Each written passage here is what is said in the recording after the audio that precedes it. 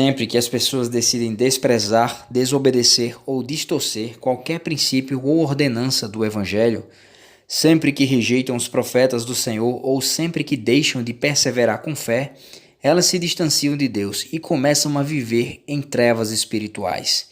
No final, isso acaba levando-as a uma condição chamada apostasia.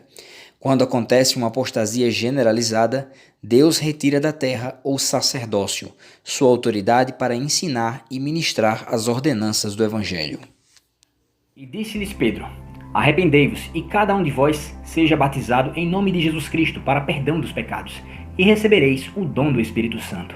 De sorte que foram batizados os que de bom grado receberam a sua palavra. E naquele dia agregaram-se à igreja quase 3.000 almas. Certamente você já se perguntou por que existem tantas igrejas diferentes. Jesus Cristo organizou uma igreja?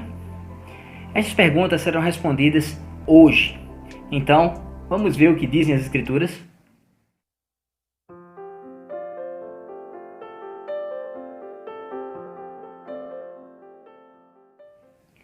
Conforme aprendemos em Hebreus 12, 9, Deus é o Pai de nossos espíritos. Em outras palavras, Ele é nosso Pai eterno. Ele nos ama e de tal maneira deu seu Filho para que todo aquele que nele crê não pereça, mas tenha a vida eterna. Ele espera que também demonstremos nosso amor, guardando os seus mandamentos. E preparou também uma redenção, já que não conseguiremos guardar todos os mandamentos. Isso por meio da expiação de Jesus Cristo, um sacrifício infinito feito por ele, sofrendo no jardim do Getsemane, morrendo na cruz e ressuscitando ao terceiro dia. O Senhor estabeleceu seu evangelho, por meio do qual aprendemos o caminho de volta ao lar celestial. O melhor lugar para aprendermos este evangelho é dentro de nossos próprios lares. Mas para nos ajudar nesta tarefa, o Senhor chamou profetas de tempos em tempos e estabeleceu uma maneira organizada. Cada vez em que havia um povo na terra, chamado de povo do Senhor, eles foram liderados por um homem, escolhido como porta-voz de Deus. Como nos dias de Moisés, onde não havia líder mais importante que Moisés. Ou nos dias de Noé, onde ele era o principal líder do povo de Deus. Estes períodos são chamados de dispensações, e assim sempre foi, pois certamente o Senhor não fará coisa alguma sem ter revelado o seu segredo aos seus servos, os profetas. Infelizmente, em cada dispensação, as pessoas acabaram usando seu arbítrio para rejeitar o Evangelho, e então caíram em apostasia, um período de afastamento da verdade, onde não havia profeta na terra. Um período de apostasia também aconteceu nos últimos séculos antes do nascimento de Jesus Cristo. Mas em seu ministério, ele organizou a sua igreja na terra. Parte dessa organização foi a escolha de 12 apóstolos, que receberam das mãos do próprio Salvador o poder e a autoridade para agir em nome dele. Destaco aqui duas coisas importantes. 1. Eles não tomaram sobre si essa responsabilidade e poder, mas sim foram escolhidos para tal, recebendo das mãos do próprio Cristo poder e autoridade para agir em nome dele e guiar a sua igreja.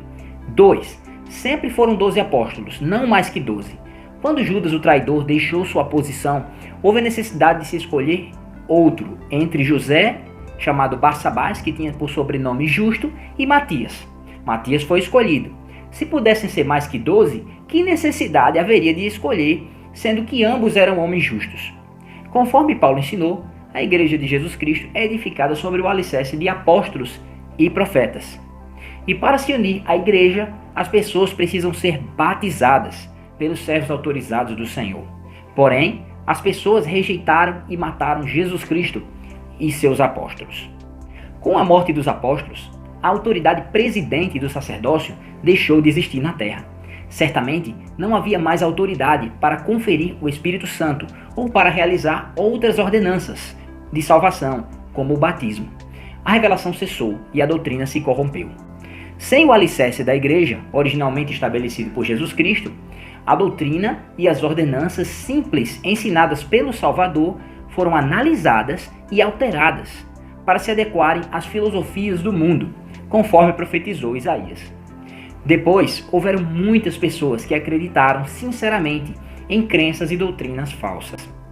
Elas adoraram de acordo com a luz que possuíam e receberam resposta às suas orações. Contudo, permaneciam afastadas da verdade, por não saberem onde encontrá-la.